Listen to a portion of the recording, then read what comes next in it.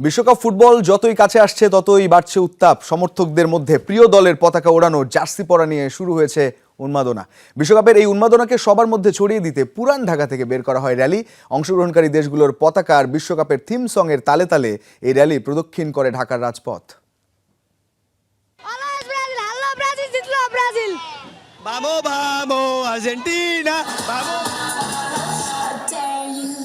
বিশ্বকাপে নিজ দেশ নেই তো কি হয়েছে, তাই বলে তো উন্মাদনায় পিছিয়ে থাকা চলে না। ফুটবল বিশ্বকাপ ৪৮ দেশের লড়াই হলেও বাংলাদেশে মূলত ব্রাজিল বনাম আর্জেন্টিনা। এই দুই দলের সমর্থকদের সংখ্যা এত বেশি যে অন্য দলগুলোর ভালো খেলা, এমনকি শিরোপা অর্জনও চাপা পড়ে যায় বিরামহীন ডামাডোলে। বিশ্বকাপের শুরু থেকেই এই দুই দলের সমর্থকদের আবেগ উচ্ছ্বাস যেন সবকিছুকে ছাড়িয়ে যায়। নেইমার এসে পড়েছে, এখন কোনো টেনশন নাই আমাদের। তো দেখা যাচ্ছে যে তাহলে ব্রাজিলই নিবে আমাদের কাপ, ওয়ার্ল্ড কাপ। আর্জেন্টিনা এবার যাবে, আর্জেন্টিনা দ্বিতীয়বার হ্যাট্রিক করবে আর্জেন্টিনা। তিনবার কাপ জিতলো, ওখানে মেসি খেলে, ডি মারিয়া খেলে, মার্টিনেজ খেলে, এই জন্য।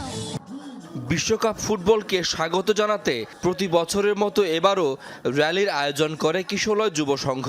পুরান ঢাকার হোসেনি দালান রোডের সামনে থেকে বের করা হয় শোভাযাত্রা। এতে বিশ্বকাপ ফুটবলে অংশগ্রহণকারী ৪৮টি দেশের পতাকা নিয়ে অংশ নেয় ক্রীড়ামোদীরা। ছিল বিশ্বকাপের থিম সং। লালবাগ, চাংখারপুল, দোয়েল চত্বর সড়ক ধরে এগিয়ে চলে র্যালি। আশেপাশের কৌতূহলী পথচারী আর সমর্থকরাও যোগ দেন এই আনন্দ র্যালিতে। ঘোড়ায় সওয়ার সমর্থকের হাতে বিশ্বকাপের রেপ্লিকা নজর কাড়ে সবার। অংশগ্রহণকারী দেশগুলো তো বটেই, সমর্থকদের চোখও ওই ট্রফির দিকেই। আমার বাবা করছে, আমার ছেলে করছে আর্জেন্টিনা। মেসিকে আর নেইমারকে বাংলাদেশ সাপোর্ট করে অনেক বেশি, যার কারণে বাংলাদেশে নেইমার আর মেসির সাপোর্টার অনেক বেশি। ফার্স্ট টাইম ব্রাজিলের আঞ্চলিক কোচ, তাই দেখি এক্সাইটমেন্টে অনেক বেশি আছে। ইনশাল্লাহ চ্যাম্পিয়ন হব। ২ দশক ধরে পুরান ঢাকার সংগঠনটি এমন আয়োজন করে আসছে।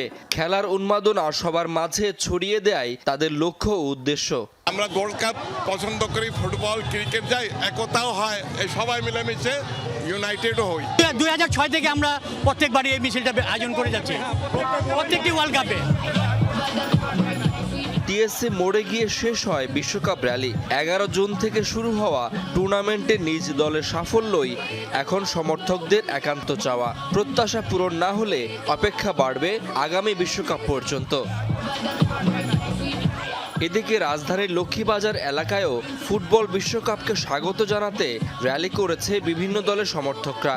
বিকেলে সোহরাওয়ার্দী কলেজের সামনে থেকে শুরু হয় র্যালি। এতে অংশগ্রহণকারী বিভিন্ন দলের সমর্থকরা জানান, দলমত ভুলে সবাই একসাথে বিশ্বকাপ উপভোগ করতে চান। বিশ্বকাপটা তো আসলে সব সময় উন্মাদনায় ভরা। যেমন আমাদের পুরান ঢাকায় যারা আমরা থাকি, তারা সবাই একসাথে উপভোগ করি। আশা করি এবারও ভালো লাগবে, সবাই একসাথে খেলা দেখবো।